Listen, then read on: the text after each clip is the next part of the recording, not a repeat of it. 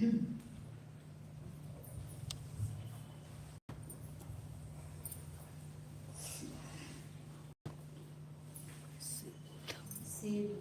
शुद्धं परमेयं जिनेन्द्रवर्णनेमिचन्द्रमकलङ्कं गुणगणकोसुनोदयं जीवस्य करुणं मोक्षम्।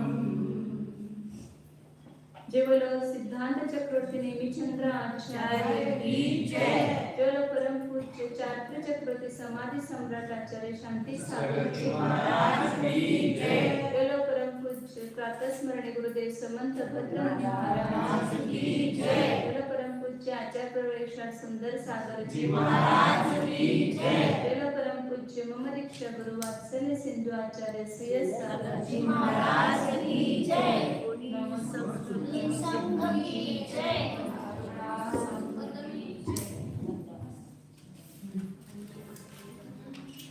संख्याधिकार चालू आहे आपलं संयुक्त मार्गिनीमध्ये 6 द्रव्याचं वर्णन 7 अधिकारांच्या द्वारे करतात।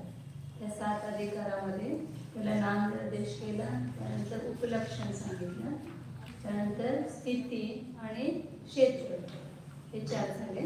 आता संख्याधिकार सांगतो। काल आपण पाहिले की जीवद्रव्य किती आहेत आणि बुद्ध द्रव्य त्याच्यापेक्षा अनंत। कालद्रव्य किती आहे खूप कालद्रव्य किती आहे? कालद्रव्याची संख्या किती आहे? कालद्रव्य विचारले व्यवहार काल आणि कालद्रव्य दोन मध्ये फरक आहे। कालद्रव्य किती आहे? तेवढे प्रदेश आहेत तेवढे कालद्रव्य आहेत, कारण प्रत्येक एकेका प्रदेशाला एक काल आहे ना, म्हणून जेवढे लोकाकाशाचे प्रदेश तेवढे कालद्रव्य आहेत। आणि व्यवहार काल जे आहेत समय भूतकाळ भविष्यकाळाचे ते भूतकाळापेक्षा पण अनंत पट आहे। आणि आकाशाचे प्रदेश त्याच्यापेक्षा पण अनंत पट आहे। आणि धर्मद्रव्य किती आहे? अधर्मद्रव्य एकच आणि आकाशद्रव्य एकच। आकाशाचे प्रदेश अनंत आहे, आकाशद्रव्य एकच आहे। दोन पण नाही, लोकाकाश दोन, आकाशद्रव्य पण नाही, आकाशद्रव्य एकच अखंड आहे। आता या संख्याधिकार आपण सांगितलं, ती संख्या आचार्यांनी 4 अपेक्षेने सांगितले, द्रव्य, क्षेत्र, काल आणि भाव असे 4 प्रकाराने टीकेमध्ये त्याचा खुलासा केलेला आहे। ते थोडक्यात बघू आपण। तर द्रव्य प्रमाणाने आता बघितलं ते द्रव्य प्रमाणाने समजायचं।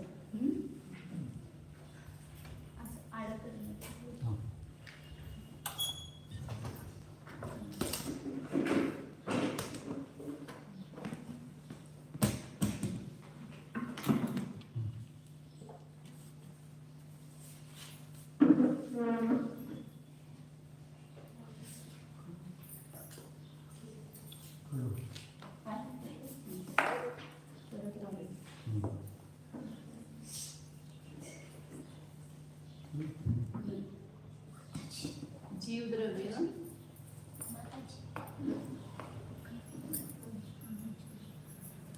जीव, उद्गल, धर्म, अधर्म,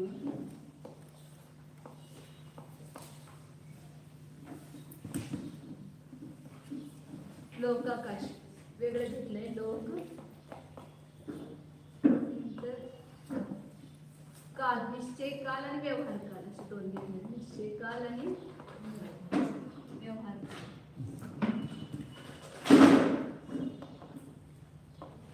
आणि शेवटी अलोकाकाश।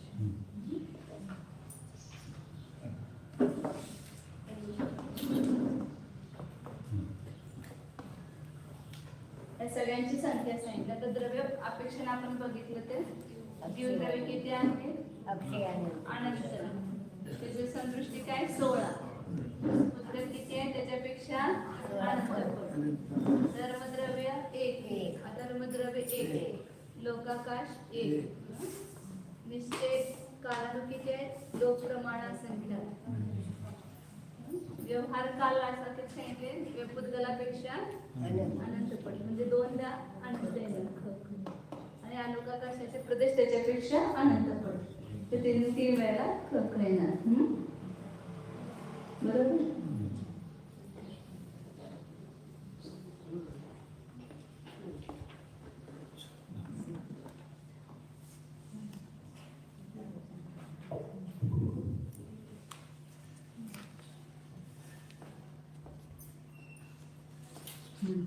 आता क्षेत्र प्रमाण म्हणजे क्षेत्राच्या पेक्षा म्हणजे मागे सांगितलं होतं ना गणना जे करतो त्याला द्रव्याच्या पेक्षा म्हणायचं. एक पासून ते आपण संख्यात असंख्यात असंख्याताचे भेद करता असंख्यात युक्त संख्यात वगैरे ह्या पेक्षा सांगितलं त्याला द्रव्य प्रमाण म्हणायचं. पण आता जे क्षेत्राचं प्रमाण आहे ते क्षेत्र प्रमाणाने मोजले आपण जीवाला म्हणजे लोकांचे जेवढे प्रदेश आहेत त्या अपेक्षेने जर मोजले तर किती आहे जीव. तर ते तर द्रव्याशी केलं की लोकांची एक शलाका तर जीवराशीमध्ये किती लोक होतील. म्हणजे आपण लोकाकाशाचे एक प्रदेश आहे ना एक जीव उभा करायचा. एक लोक प्रमाण जीव झाले संपले. पुन्हा अजून शिल्लक आहे. पुन्हा दुसऱ्यांदा ते लोकांवर उभा करायचं. 2 लोक झाले मग पुन्हा अजून जीव शिल्लक आहे. पुन्हा तिसऱ्यांदा केलं. अशी किती वेळा आपल्याला लोक भरावे लागतील जीवाने भरायचं. अनंत वेळा भरावे तर अनंत जीव आहेत नाहीत जीवराशी आणि लोक तर किती आहेत असंख्यात प्रदेश आहेत. म्हणून त्याचे असं त्रैराशी केलं काय इथं त्रैराशी करते होते प्रमाण फळ आणि इच्छा. लोकाकाशाच्या प्रदेशाची एक शलाका एक मापटं लोकांचं एक मापटं. आता एवढं पहिलेत आपल्या जवळ 16 अनंतानंतर 16 म्हणजे ही अनंतानंत जीवराशी आहे. 16 त्याची संदृष्टी आहे फक्त. तर याच्यामध्ये किती लोक होतील. एक लोकांची एक शलाका तर ह्याच्यामध्ये किती लोक होतील किती शलाका होतील तर किती शलाका होणार तर ह्या 16 जीवराशीला लोकांनी बघायचं तर किती येणार अनंत लोक येणार. तर त्याची संतुष्टी असं अनंत लोक असं ख अनंत येणार कारण हे अनंत अनंत राशी आहे ना आणि असंख्याताने अनंताला भागले की उत्तर किती येणार अनंत येणार. अनंत अनंत भाज्य राशी आहे आणि भागा राशी किती आहे असंख्यात आहे म्हणजे लोक प्रमाण. तर त्या लोकांनी त्या असंख्याताला अनंतानंताला भागले की उत्तर अनंतच येणार ना. म्हणून किती लोक येणार म्हणजे जीव किती लोक प्रमाण आहे तर अनंत लोक प्रमाण म्हणजे क्षेत्राच्या पेक्षा म्हणजे ते जे संख्या आहे लोक त्याचे आपण प्रदेश मोजले ना ज्याचे आपण प्रदेशाच्या द्वारे संख्या मोजतो त्याला क्षेत्राच्या पेक्षेने गणती म्हणायचं. ते जीवाचे प्रदेश मोजले नाही. जीवाला प्रदेशाच्या भाषेत क्षेत्राच्या भाषेत मोजलं तर किती क्षेत्र होणार तर लोक गुणिले अनंत. आणि पुद्गलामध्ये किती लोक भरतील त्याच्यापेक्षा अनंत पट कारण ही राशी अनंत गुणित आहे ना अनंत गुणित अनंत येईल त्याला का लोकांनी 16 भागलं जीवराशीला मग लोक आणि ख लिहायचं का नुसतं ख लिहायचं. आनंद उतरायला नुसतं खायचं अनंत लोक येणार आहेत ना आम्हाला. बरोबर आहे की परंतु आता किती लोक येणार ते उत्तर याच्यातनं निघणार ना. तेवढ्या जीवराशीमध्ये किती लोक होणार तर अनंत लोक होणार. लोक नंतर म्हणायचं त्याला आपण इथं किती लोक आहेत त्याचं उत्तर काढायचं आपल्याला. म्हणजे काय होणार लोक गुणिले अनंत गुणिले अनंत म्हणजे त्याच्यापेक्षा जीवराशीपेक्षा अनंत पट लोक येतील. आणि धर्मद्रव्याचे प्रदेश लोक प्रमाण धर्मद्रव्य तर एकच आहे परंतु धर्मद्रव्याचे प्रदेश किती आहे ते मोजले इथं त्यांनी तर ते 1 लोक प्रमाण आहे.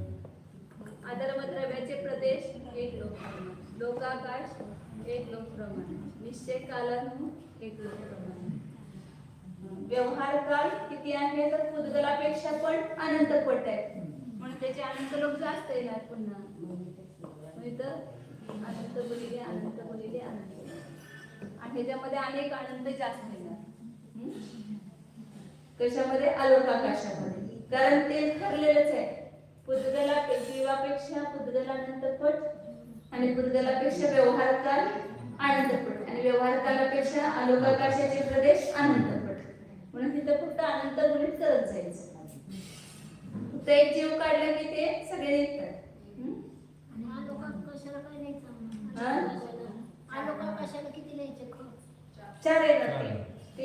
तीन आले ना व्यवहार कालाला, तर अलोकाकाशाला 4 येणार. तुमच्या नोट्स मध्ये आहे, नोट्स असेल समजलं किंवा पुस्तकात पण आहे 4.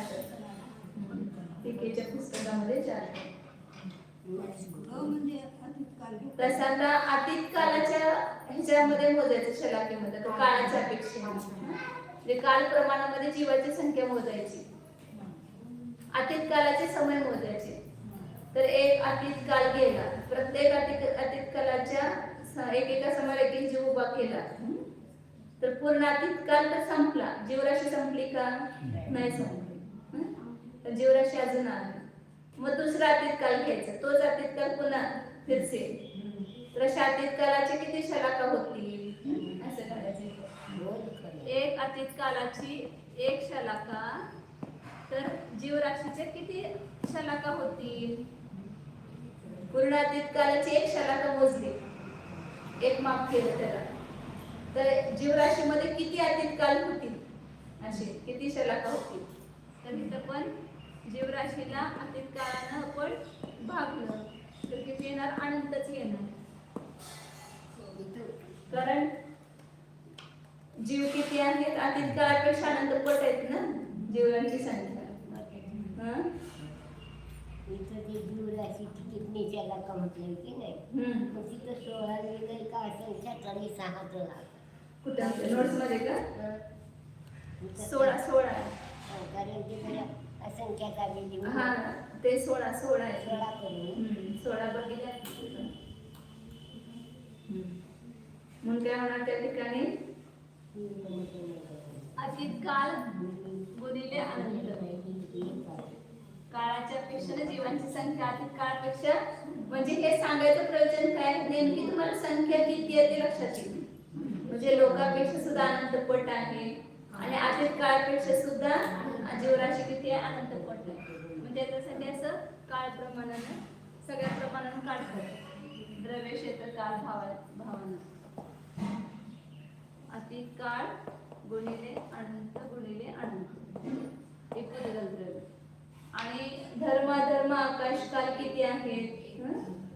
तर त्याच्या आपण कल्पकाळाच्या पेक्षा मोजायचं. त्याला काळाच्या पेक्षा भाषेत मोजायचं की नाही?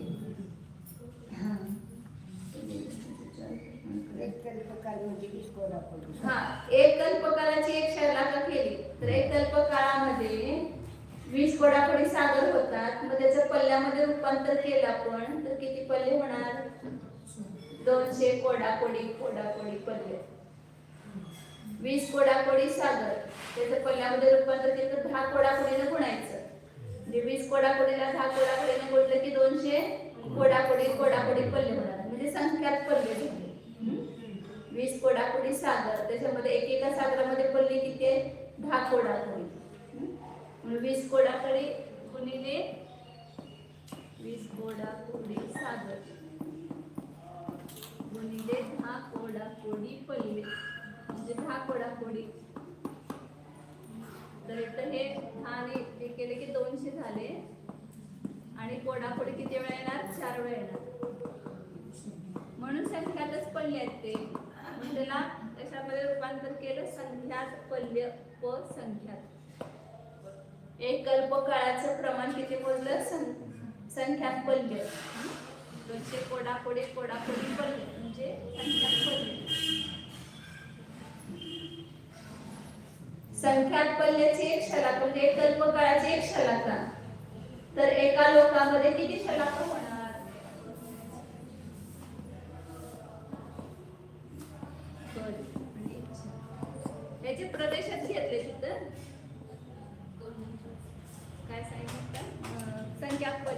विश्वडाकोडी सागर आहे म्हणजे ते संख्यात पल्य त्याचे एक शलाका तर लोकाच्या किती शलाका होतील जे लोक मोठं आहे ना लोकाकाशाचं जे असंख्य प्रदेश आहे ते असंख्यात आहे मध्यम आणि हे कल्पकाळ खूप कमी आहे छोटा आहे मग एका कल्पकाळाची म्हणजे संख्यात पल्ल्याची एक शलाका तर लोकांमध्ये किती शलाका होणार तर लोकाला संख्यात पल्ल्याने भागायचं लोक भागिले संख्यात पल्य तर किती उत्तर येणार असंख्यात हे असंख्यात त्याला म्हणायचं असंख्यात हे सदृष्टी कशाचे असंख्याताचे म्हणजे किती येणार त्याचे हे असंख्यात कल्पकाळ येणार एक धर्मद्रव्याचे प्रदेश असंख्यात कल्पकाळ प्रमाणात म्हणजे कल्पकाळाचे समय मोजायचे कल्पकाळाचे एका कल्पकाळाचे जेवढे समय आहेत त्याला पुन्हा असंख्याताने गुणायचं दुसरा कल्पकाळ तिसरा कल्पकाळ चौथा कल्पकाळ असे किती कल्पकाळ घ्यायचे असंख्यात त्याला आकाशाचे लोकाकाशाचे प्रदेश होतील तर लोकाकाशाचे प्रदेश मोजायचे तेवढेच अधर्मद्रव्याचे पण तेवढेच प्रदेश आहेत कल्पकाळ असंख्यात कल्पकाळ हे पण लोकाकाळ पण असंख्यात कल्पकाळ निश्चय काल पण असंख्यात चारही समान आहेत धर्म अधर्म लोकाकाशाने निश्चय कालाचे प्रदेश नाही निश्चय कालाची संख्या घ्यायची आणि ह्या तिन्हीच्या प्रदेशांची संख्या घ्यायची ही द्रव्याची संख्या घ्यायची नाही धर्म अधर्म आणि लोकाकाश यांचे प्रदेश मोजले आणि ती निश्चय कालाचं काय मोजायची संख्या मोजायची काल द्रव्याची संख्या मोजायची हे द्रव्य तर एकच आहेत ना याची संख्या कशी मोजणार म्हणजे त्याचे प्रदेश घेऊन हे तर केले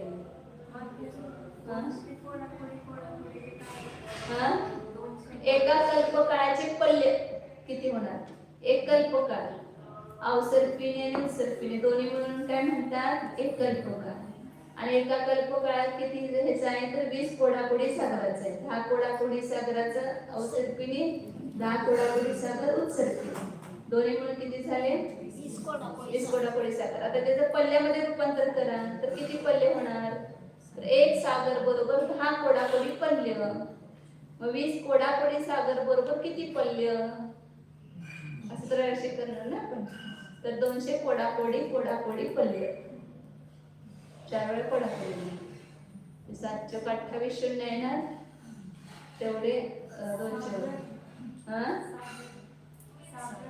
पल्य 200 कोडाकोडी पल्य चा एक कल्पकाळ होणार संख्यातच पल्य आहेत असंख्यात पल्य नाहीत 10 कोडाकोडी सागरांचा दोन पल्यांचा 10 कोडाकोडी पल्ल्याचा एक सागर उदाहरण एक आता हे आपलं सागर घेऊन सामान्य सागर कुठल्या पण हे सागर असेल तर तसं कोडाकोडी पल्ल्याचाच होतो ना 10 कोडाकोडी उद्धार पल्ल्याचा एक उद्धार सागर 10 कोडाकोडी अध्या पल्लोकिमाचा एक अध्या सागर त्या पल्ल्याचे एक सागर आता व्यवहार काल किती आहे तर कुंडलापेक्षा अनंत कोड मग आपली कालाचा 3 वेळा अनंताने गुणाकार आणि तर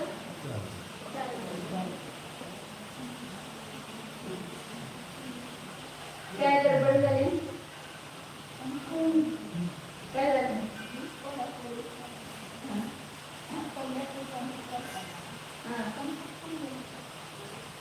संख्यातच पडलं 200 कोडाकोडी म्हणजे संख्यातच संख्या आहे अजून छोटी संख्या आहे अजून संख्या खूप मोठी आहे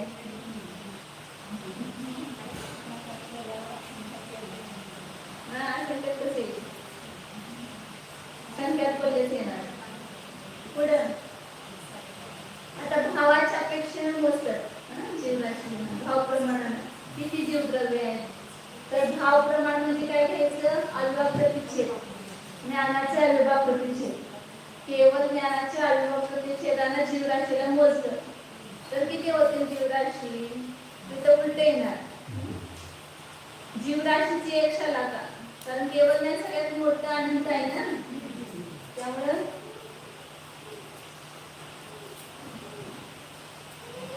उलट घ्यायचं आता जीवराशीची एक शलाका. तर केवळ ज्ञानामध्ये किती शलाका होणार?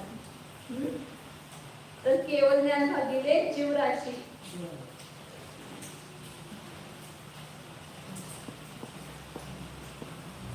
बरोबर किती येणार? म्हणजे अनंत जीवराशी म्हणजे एक केवळ ज्ञान आहे. उलटे केलं ते केवळ ज्ञानाचा अनंत व भाग प्रमाण जीवांची संख्या. थोडक्यात केवळ ज्ञान भागिले 16 भाव प्रमाणाने जीवांची संख्या, त्याला अनंत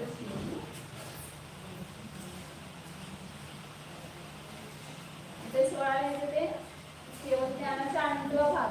जीवराशी किती आहे? केवळ ज्ञानाचा अनंतवा भाग आहे. मग आता तिथं उलट जे शेवटी जे आहे ती संख्या मोठी येणार. आता उलट करायचं. इथं भागाकार आहे ना, आता इथं अनंत 4 वेळा येणार, कारण छोटी संख्या ही. आणि पुढची संख्या याच्यापेक्षा अनंत पट आहे, म्हणजे इथं काय होणार? एक अनंत कमी होणार. आता हे तर ते नंतर मोजूया. इथं केवळ ज्ञान भागिले 2 दान आणि केवळ ज्ञान भागिले 1 दान, म्हणजे ही संख्या मोठी आहे ना सगळ्यात, म्हणजे तिथं भागाकार कमी येणार. त्याच्यापेक्षा पाठीमागची संख्या छोटी आहे, म्हणजे तिथं भागाकार मोठा झाला. अनंत गुणिले अनंत, त्याच्यापेक्षा ही संख्या छोटी आहे म्हणून अनंत ही संख्या वाढली भागाकारामध्ये. म्हणजे जीवराशी केवळ ज्ञानाचा अनंतवा भाग आहे, परंतु त्याच्यापेक्षा पण पुद्गल राशी अनंत पट आहे. मग इथं अनंतानं गुणलं तर एक अनंत कमी झालं ना इथलं. पण याच्यापेक्षा ही पुद्गलापेक्षा व्यवहार कालांचे समय अनंत पट आहे.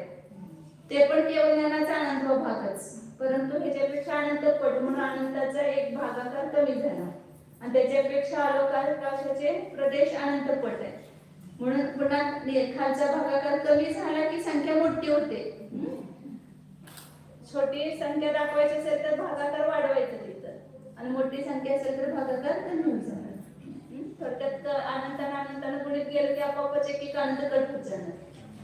जीवराशीला अनंतानं गुणलं आपण, पुद्गल येणार ना, अनंत निघून जाणार, तर 3 राहणार. पुन्हा याला अनंतानं गुणलं, समजा याला अनंतानं गुणलं, एक अनंत निघून जाणार ना, म्हणजे 2 अनंत राहणार. पुन्हा त्याला अनंतानं गुणलं की एकच अनंत राहणार. अशा प्रकारे द्रव्य क्षेत्र हेच प्रमाण चारही दृष्टीने काढलं. जीव, पुद्गल, व्यवहार कालाचे समय आणि आलोकाकाशाचे प्रदेश. हे द्रव्याच्या अपेक्षेने मोजले, तेच क्षेत्र प्रमाणाने मोजले, तेच काल प्रमाणाने मोजले, तेच भाव प्रमाणाने मोजले. द्रव्य प्रमाणाने बघितलं तर जीवराशी किती आहे? अनंत अनंत. क्षेत्र प्रमाणाने त्याला मोजलं तर अनंत लोक प्रमाण आहे. काल प्रमाणाने त्याला मोजलं तर अतीत अनंत काल, अनंत अतीत काल प्रमाण आहे. आणि भाव प्रमाणाने मोजलं तर केवळ ज्ञानाचा अनंत अभाव. तीच एकच राशी, एकच संख्या आहे, तीच 4 प्रकारानं मोजणं, म्हणजे आपल्याला ती किती आहे करेक्ट ते लक्षात येते. आणि इथं भाव अपेक्षेनं आता धर्माधर्म, लोकाकाश आणि कालद्रव्य. धर्माधर्म लोकाकाशाचे प्रदेश मोजायचे आणि कालाची संख्या. तर किती आहेत? तर तिथं अवधी ज्ञानानं मोजलं त्याला, तर अवधी ज्ञानाचे अविभाव प्रतिच्छेद जे आहे ते कमी आहेत असंख्याकामध्ये, म्हणून त्याला अवधी ज्ञानाच्या याच्यामध्ये मोजलं. म्हणजे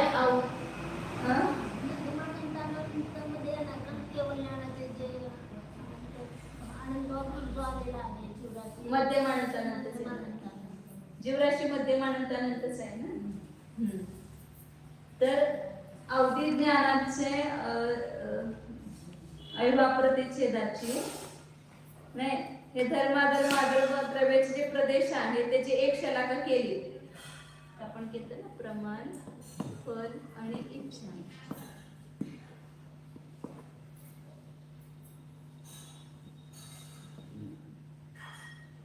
लोकाची एक शलाका, तर अवधी ज्ञानामध्ये किती शलाका होणार? अवधी ज्ञानाचे जे अविभाव प्रतिच्छेद आहेत त्यामध्ये किती शलाका होणार? तर अवधी ज्ञानाचे अविभाव प्रतिच्छेद किती आहेत? अविभाज्य प्रतिच्छेद नाही, देशावधी परमावधीचे भेद किती आहेत? असंख्यात लोक प्रमाण आहेत ना. आपण काढले ते माग अवधिज्ञानाचं प्रकरण चालू होतं त्याला. असंख्यात लोक प्रमाण एवढे अवधिज्ञानाचे विकल्प आहेत. म्हणून काय म्हणाल इथं की अवधिज्ञान म्हणजे काय येणार? असंख्यात लोक येणार. तर ही समजुती अवधी ज्ञानाची घेतली का? ओ म्हणजे अवधिज्ञान. तर तर इथं ओ घेतलं, समजा अवधिज्ञान घेतलं तर अवधिज्ञान किती आहे? असंख्यात लोक प्रमाण आहे. आणि याला आपण लोकांनी भागलं घ्या, तर लोक गेला तर किती राहिले? असंख्यात. म्हणजे अवधिज्ञानाचा असंख्यातावा भाग किती आहेत? लोकाकाशाचे प्रदेश अवधिज्ञानाचा असंख्यातावा भाग आहे. अवधिज्ञानामध्ये हे प्रदेश किती भरतील? तर असंख्यात वेळा भरेल. म्हणून त्याला अवधिज्ञान भागिले असंख्यात. हे चारी पण तेच आहे. अवधिज्ञान भागिले अवधिज्ञान म्हणजे अवधिज्ञानाचे विकल्प आणि अवधिज्ञानाचे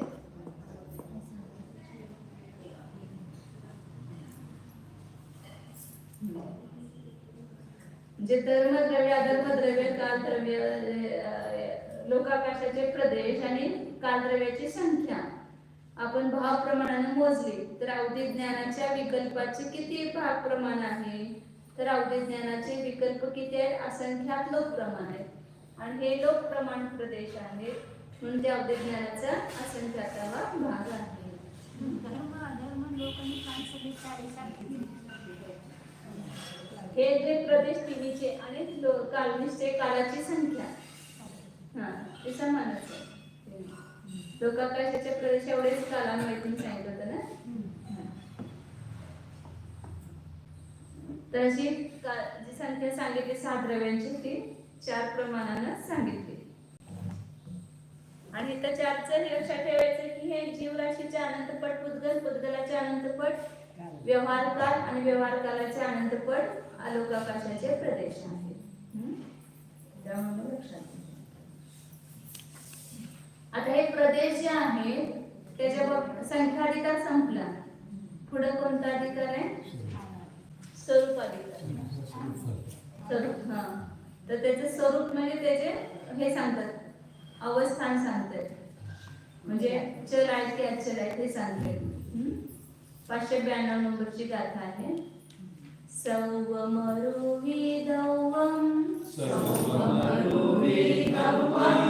अचलिया अवट्ठिदम अचलिया पदे सावी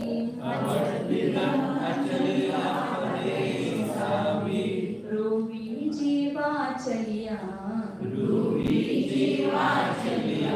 दिव्यप्पा होंती उपदेशा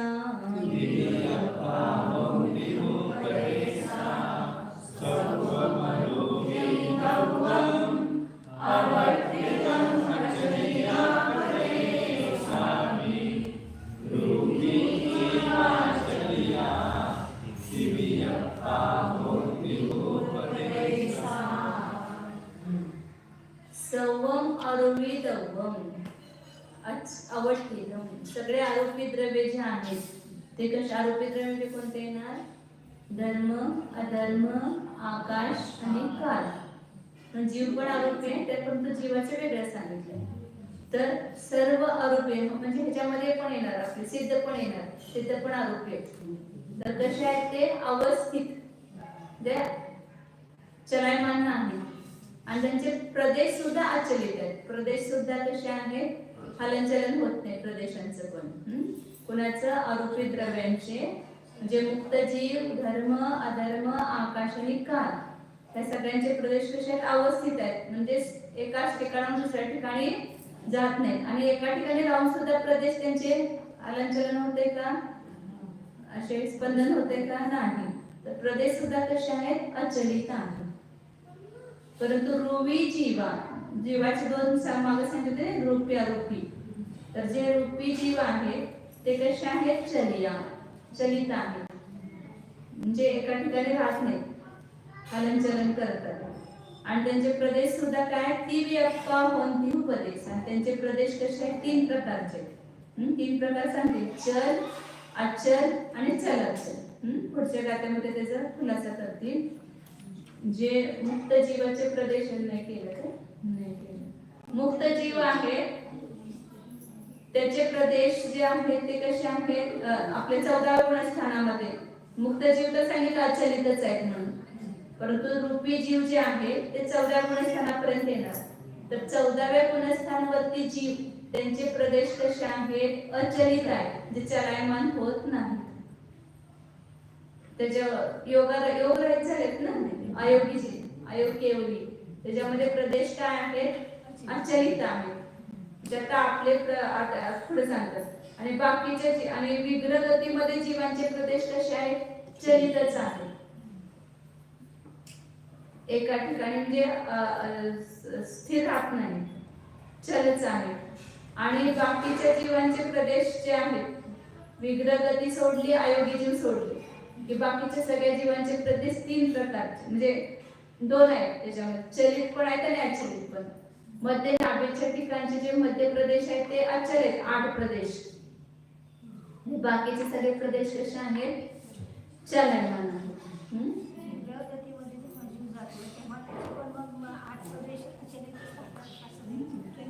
चलित सगळे प्रदेश चलितच आहेत आता तिथं मध्ये कुठं राहतच नाही ना कसं होतं आता लांब गेला तो विग्रह गतीमध्ये जीव जे आहे ते 1 मोडा 2 मोडा तसे आपला प्रदेश सगळ्यात तो मनुष्य ज्या आकाराने तो हे झालेला आहे त्या आकाराने झाला म्हणजे आकार आहेच ना कुठल्यातरी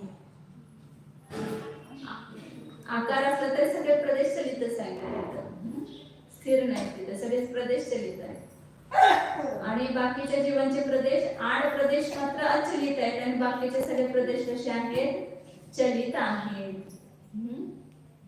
काय लक्षात आलं लक्षात आहे सगळ्यांचं अयोग केवलीचे प्रदेश अचलितच आहे विग्रह गतीमधले प्रदेश चलायमान आहेत आणि बाकीचे सगळ्या जीवांचे प्रदेश चलाचल एकाच वेळेला 8 प्रदेश मध्ये 8 प्रदेश चलित आहेत आणि बाकी अचलित आहेत आणि बाकीचे सगळे प्रदेश ते आपण नेहमी करतो मधला तर आपण हे असेल समजा काय म्हणतात त्याला असं फिरते की त्याला पंखा असं ना चक्र तर ते मधलं जे त्याचं हे असतं ते स्थिर असते ना आणि बाकी सगळे प्रदेश त्याचे फिरत असतात तसं आता आपले सगळे मधले जे 8 प्रदेश आहेत ते कसे आहेत स्थिर आहेत अचलित आहेत आणि बाकी सगळे प्रदेश फिरत आहेत आपले बाकीचे सगळे प्रदेश चलित आहेत असं पण घेतलं जातं की जे डोळ्यामध्ये जे आहे ते भावली वगैरे आहे अशी इकडे होती पण आपली जागा सोडत नाही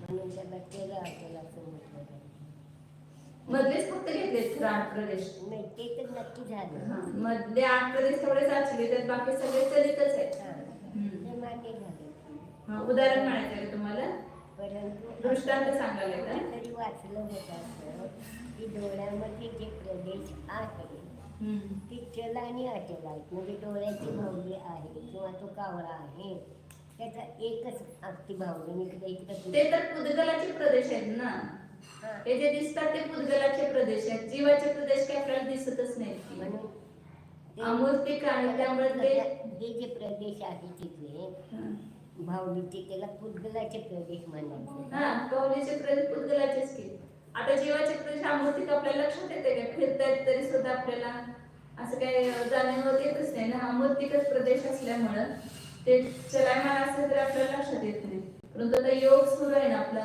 योगामध्ये निरंतर परिस्पंदन चालू आहे त्यामुळे बाकीचे सगळे प्रदेश चलायमान आहे अंतर्मुहूर्तापर्यंत अचल आणि परत मग ते ऊर्ध्वगमन करून सिद्ध अवस्थेपर्यंत जाते तर मग तिथं चल नाही जरी इथून गेले स्थान जरी आपले झालं तरी सुद्धा अचलित आहे प्रदेश प्रदेश जसे आहे तसे अचलितच राहणार ते आपला जो आकार असेल ना त्या आकारामध्ये तसे असेल तसेच ते राहणार 14 में सब अचलित और माता जी का जो आपका उदाहरण है ये बदलते रहते हैं ये प्रदेश नहीं रहते यहाँ लिखा है पढ़ के सुनो हाँ सुनो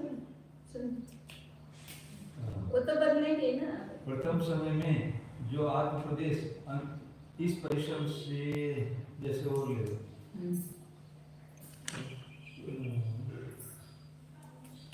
बच्चे जब तेजी से चक्कर खाते हैं, सुनो, बच्चे जब तेजी से घूमते हैं और थक कर बैठ जाते हैं तो उनको पृथ्वी आदि सब वस्तुएं घूमती हुई दिखाई देती है, चक्कर में भ्रमण करके दिखाई पड़ती है।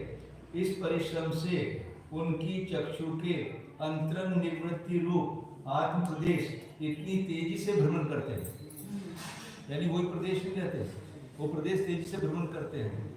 प्रथम समय में जो आत्म प्रदेश अंतरंग निवृत्ति रूप थे, दूसरे समय में उनके प्रदेशों के स्थान पर अन्य आत्म प्रदेश अंतरंग निवृत्ति रूप हो गए। दुसरे येत राहतात ना, सगळे आता डोळ्यात पण जे प्रदेश आहेत तेच राहणार, दुसरे बदलत राहणार सारखं, हम कारण भी ये सोचते थे पहले, वही रहते, वही प्रदेश निवृत्ति रूप नहीं बदलते रहते। बदलते पूरे एक अचल 8 प्रदेश छोड़ करके बाकी सब प्रदेश चले। त्याला कारण म्हणून वचन काय योग आहे का ते प्रदेश अलंकरण होण्याला कारण आहे. त्यालाच योग म्हटले ना, जे आत्मप्रदेशांचं परिस्पंदन होते त्यालाच योग म्हटले. त्यामुळे चलायमान आहे. हा, विग्रह गति में आता विभाव रूपच परिणाम चालू आहे ना, जे आपला जे हे कोणता गुण निर्योग गुण ना, नियत प्रदेश निष्क्रियत्व शक्ती जी आहे त्याचं हे विभाव रूप परिणाम चालू आहे, क्रियावानपणा झालेला आहे ना जीवाच्या प्रदेशांमध्ये.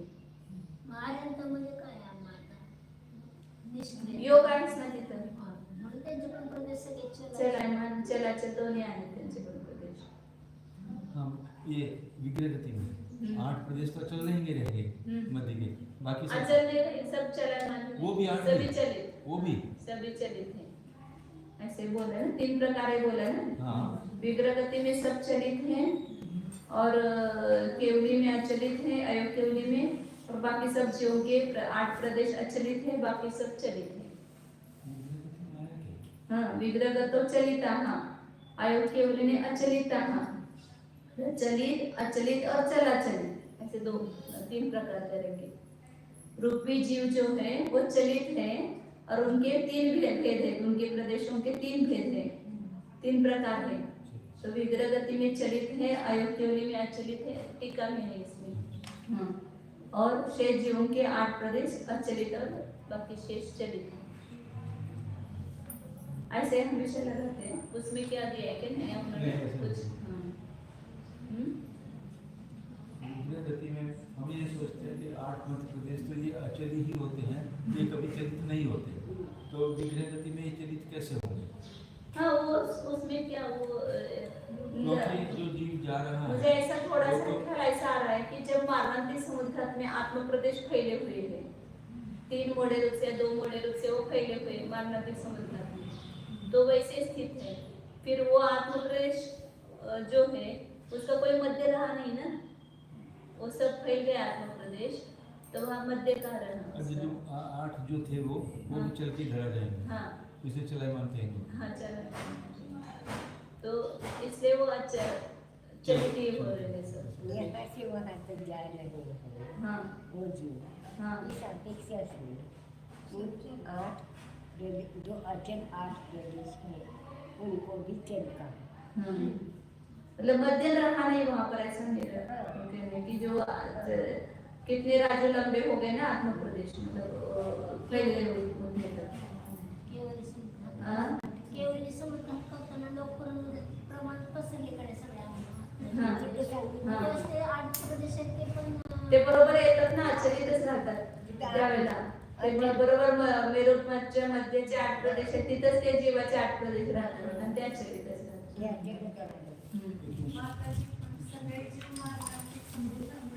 करत नाही सगळे, बहुभाग करतात, एक भाग करत नाही.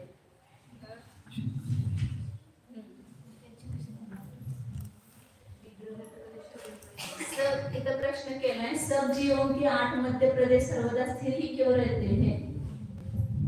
जीव के 8 मध्य प्रदेशों को परस्पर प्रदेश बंध अनादि है, ऐसा नहीं है कि उन 8 प्रदेशों में से कोई प्रदेश अन्यत्र चला जाए और उसके स्थान पर दूसरा प्रदेश आ जाए।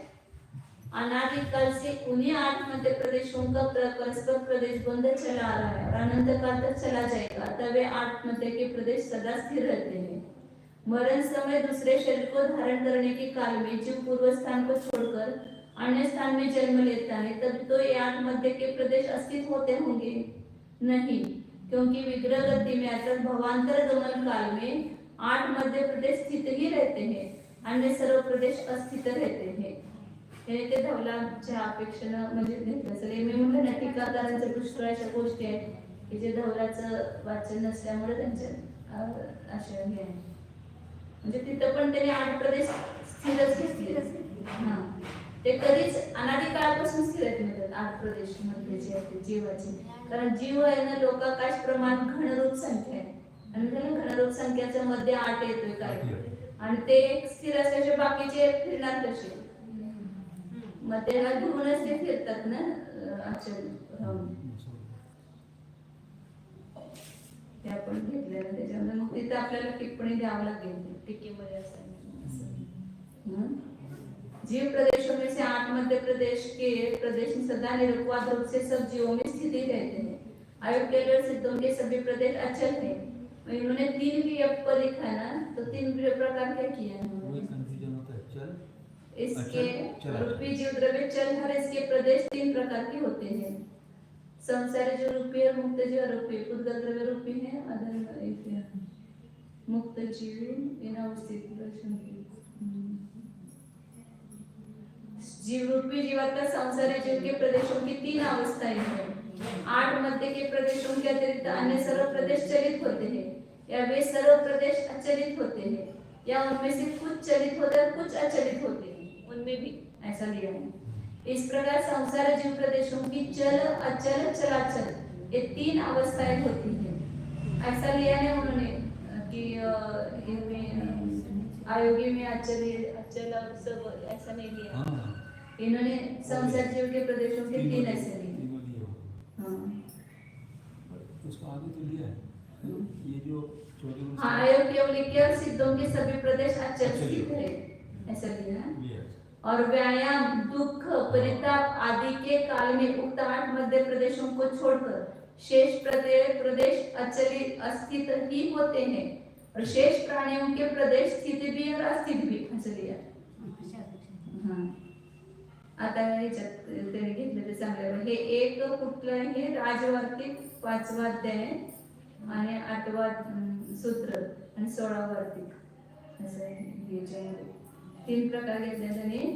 काय घेतलं? आयोग केवली आणि सिद्धांचे सगळे प्रदेश अचलच आहे आणि संसारी जीवांचे कधी मधले 8 प्रदेश सगळ्यांचे अचलित असणारच काय, बाकीचेच प्रदेश त्याच्यामध्ये 2 प्रकार करायचे। सगळे चलित होतील, कधी काही चलित होतील काही अचलित राहतील।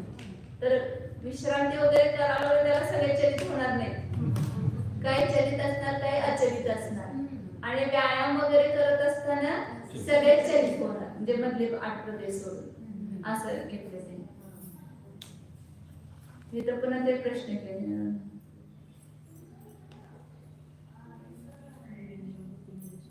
मला त्याने प्रश्न केलाय त्याचं उत्तर मला येणं म्हणून मी तो बसलोय की मधले प्रदेश 8 अचल आहेत, मग तिथे योग कसा होतोय असं त्यांनी विचारलं।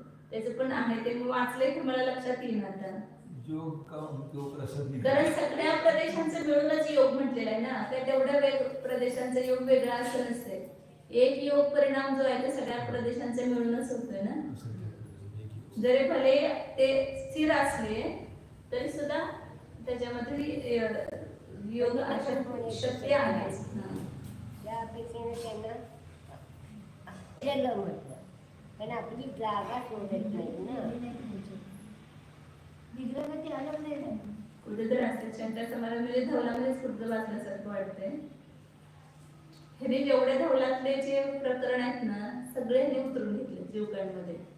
जिथे जे जे प्रकरण आलं ना आणि ते धवलाचं त्याच्या समान जे विषय असेल ते सगळे शंकर समाधान हे रतनचंद्र मुक्त ये सब खूप मेहनत घेतली त्यांनी. जीव कांड में नहीं, जीव त्यांच्या कांड में पूर्ण आहे. आयुष्याची ही मिळकत आहे. पूर्ण त्यांनी जे खूप त्यांच्या धौलाचा अभ्यास होता. धौला जे धौला माधवलाचा खूप अभ्यास होता त्याचा. ते म्हणत होते कोणी माझ्याकडे आता 2 वर्षात मी सगळे पुस्तकं शिकलो, सगळे षटखंडाप्रमाणे कसे पोहोचले असं पत्र होतं एक गुंजे याच्यात वाचलं होतं.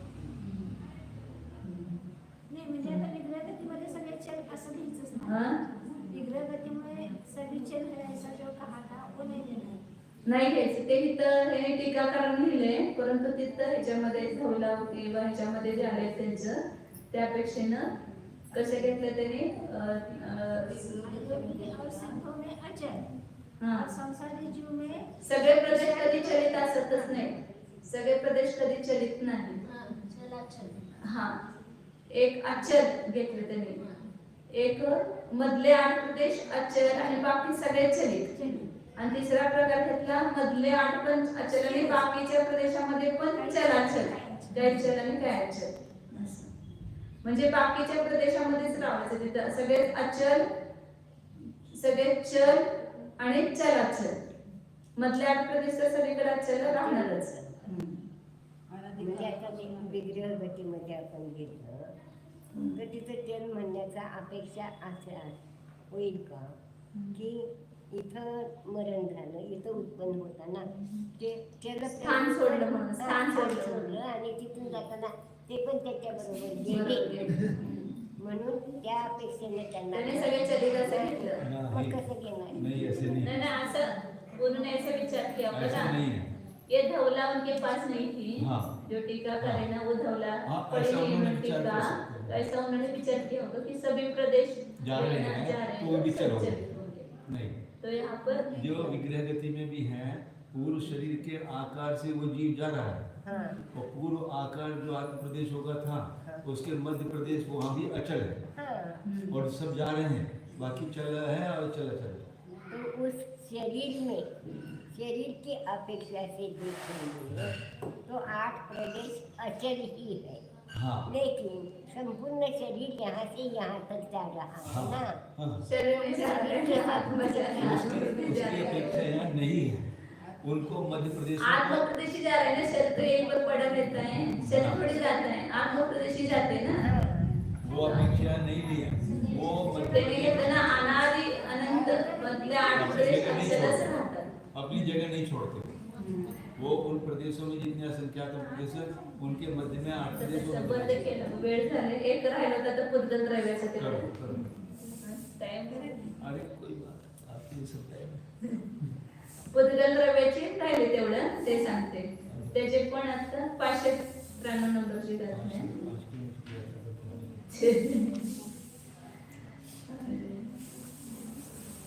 हम्म. 593 नंबर घटना. हाँ पोकलदव्वं हि अणु संख्येच्छादि भवन्ति चलिदाहु चरिममः खण्डम्य चला होन्ति उपदेशा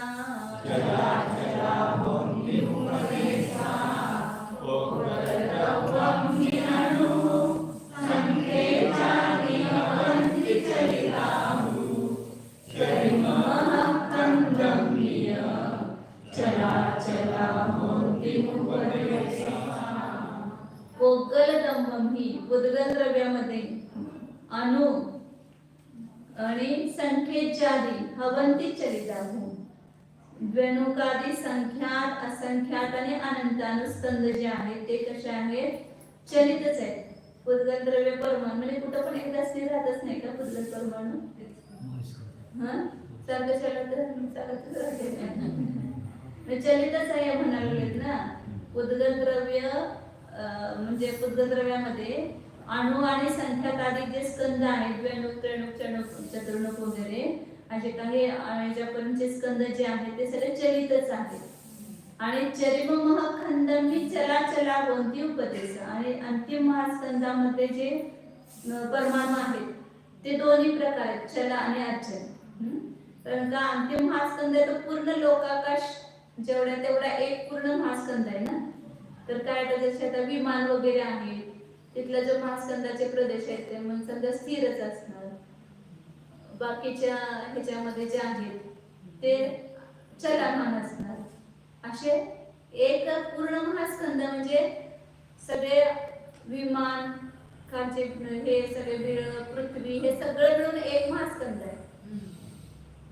ते महास्कंद पूर्ण लोकाकाश प्रमाणे सगळ्याला जोडलेला आहे. मेरू पर्वत सगळंच एक महास्कंद आहे. तर त्या महास्कंदामधले काही प्रदेश चलायमान असणार परमाणू आणि काही अचल असणार. असे चलाचल महास्कंदामध्ये तेवढेच आहे. बाकीचे सगळ्यामध्ये सगळे चलित आहेत म्हणून सांगितलं. सगळे चलित कुठे दिसतात आता हे टेबल आहे हे अचल आहे ना. ते छोटे स्कंद आहेत ना तेवढे चलित घ्यावं लागतं. त्याने असं दिले संख्यात असंख्यात आणि अनंत परमाणूचे स्कंद काय खुलासा केला. परमाणूचे स्कंद जे आहेत ते चलित आहेत आणि महास्कंदामध्ये चलाचल आहेत असं दोन केले. ते म्हणजे कधी पुस्तक रूप होत आहेत, पुस्तक ते कधी परिचय रूप होत आहेत परमाणु. खराच काय काय ते अचल पण आहेत सदाचल. हमारी ये दृष्टि है प्रति समय इसकी पर्याय बदल रही है. इसमें भी परिवर्तन हो रहा है. प्रति समय हो रहा है. ये जून एक दिन में नहीं होगी. प्रति समय हो रहा परिवर्तन जिसमें आ भी रहे कम भी हो रहे. असं म्हणायचं तसं चलायचं. हाँ. अभी मेरा दिमाग है लोखंड का एक शटर है इसमें कहाँ परिवर्तन हो रहा है. इसमें भी हो रहा है. इसमें भी प्रति समय परिवर्तन हो रहा है. हमारे में हो रहा है क्या? इसमें हो रहा है. अभी जरा सा हाथ लगाओ तो इतना मैं परिवर्तन.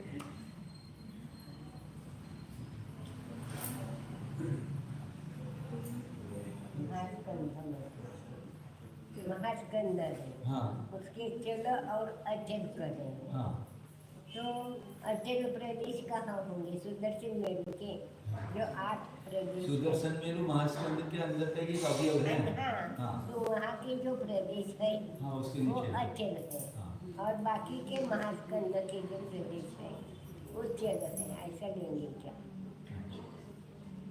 इन्होंने वो क्रिया की अपेक्षा किया. पुद्गल परमाणु यद्यपि एक प्रदेशी है तथापि उसमें क्षेत्र से क्षेत्रांतर गमन क्रिया होती रहती है तथा कभी बंधन को प्राप्त होकर स्कंद रूप परिणाम जाता है. भेद होकर पुनः परमाणु हो जाता है.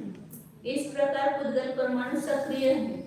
साधे शांत पुद्गल स्कंद क्षेत्र से क्षेत्रांतर होते रहते हैं और उनमें भी भेद से संघात से तथा युगपत भेद व संघात से क्रिया होती रहती है. इसलिए वे भी चलायमान है. इस प्रकार पुद्गल सक्रिय अर्थात चल है किंतु अनादि अनंत अकृत्रिम मेरु चैत्यालय पर्वत आदि वो महास्कंद चल अचल स्वरूप है क्योंकि वे क्षेत्र से क्षेत्रांतर नहीं होते इसलिए वो मेरु आदि को भी अचल प्रदेश. हाँ पुद्गल परमाणु में एक क्षेत्र से दूसरे क्षेत्र में जाने की अपेक्षा से चल मतलब ऐसा होता है. और यहाँ पर भी ज्योति प्रदेश में वैसे कहेंगे ना यहाँ का प्रदेश यहाँ आता है यहाँ से वो सक्रियता ही रहेगी. दया चलाचल की अपेक्षा एक ही स्थान पर होकर के चलायमान होना ही नहीं दिया है. एक क्षेत्र से दूसरे क्षेत्र में गमन करना इस अपेक्षा से चलायमान करी है. तो ये पुद्गल परमाणु भी एक क्षेत्र से क्षेत्रांतर होता है या स्कंद भी होते हैं इसलिए वो सब चलित है. और अंतिम महास्कंद में जैसे मेरु वगैरह बताया वो अचल है और बाकी सब चलायमान है इसलिए उसको चलाचल कहा है. वो तो कुछ फिरते होंगे कुछ फिराते होंगे. पुरणकलन होते ते वेगळी गोष्ट त्याला घेतलं नाही चलित. क्षेत्र से क्षेत्रांतर. नंदीश्वर द्वीप में अनादि से अकृत्रिम प्रतिमाएं हैं. उनमें कहाँ से क्षरण गलन हो रहा है. उनको तो अकृत्रिम वैसे ही माना अचल माना जाएगा. ऐसे ही कहा. नहीं मेरु पर्वत में तो वो परमाणु कुछ घिरेंगे कुछ आएंगे ना लेकिन एक स्थान से चलायमान नहीं होता है. पर्वत एक स्थान से चलायमान नहीं होता है. इस अपेक्षा अचल कहा इसको. तो पुद्गल के दो प्रकार हैं. सबस्कंद और परमाणु चलित है और महास्कंद चलाचल.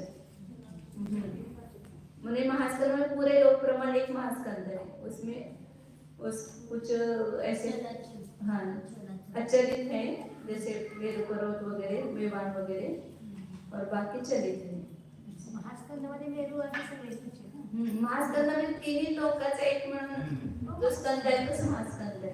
पण मेरू काही 3 लोकांचा मिळून नाहीये. मेरू तसा त्यापेक्षा खूपच छोटा आहे. तो सगळ्यांमध्ये एक महास्कंद सांगितले. सगळे विमान, सगळे आठ पृथ्वी, सगळं मेरू पर्वत असं सगळ्याला जोडलेलं तो महास्कंद पूर्ण. आता इथे सुद्धा आहेत महास्कंदाचे प्रदेश आपल्यामध्ये सुद्धा सगळे. ओम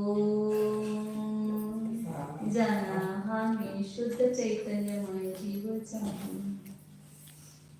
हा मी अचलित अखंड आहे. स्वभावाने निष्क्रिय स्वरूपच आहे. सिद्ध अचल आहे त्याप्रमाणे मी सुद्धा स्वभावाने अचल आहे. आपल्या स्वरूपापासून कधीही चलायमान होत नाही. आणि फिरणे हा माझा स्वभाव नाही, हा तर विभाव आहे. या विभावापासून मी भिन्न आहे.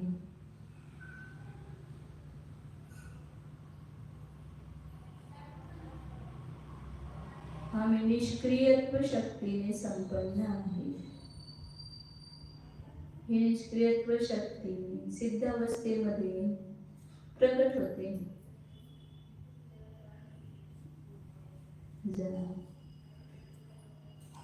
निर्योग स्वरूपो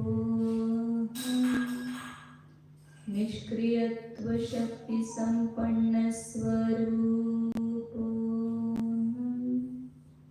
अचल स्वरूपो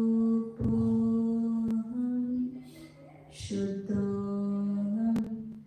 एको ध्रुवो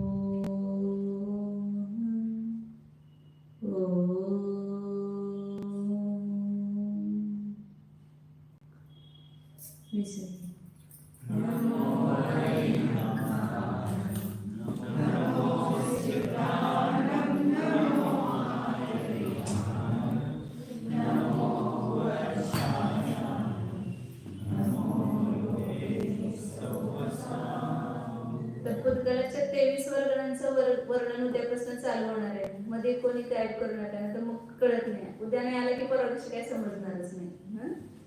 ओळीनं ते सगळे वर्णना त्याचं सगळी माहिती ना खूप छान. ते आपल्याला पुन्हा पुन्हा शास्त्रामध्ये येते ना, म्हणजे आपण शिकलो की ते पटकन लक्षात येते आपल्याला. भाव भाषण का जब होगा आपको लगेगा क्या है इसमें मान के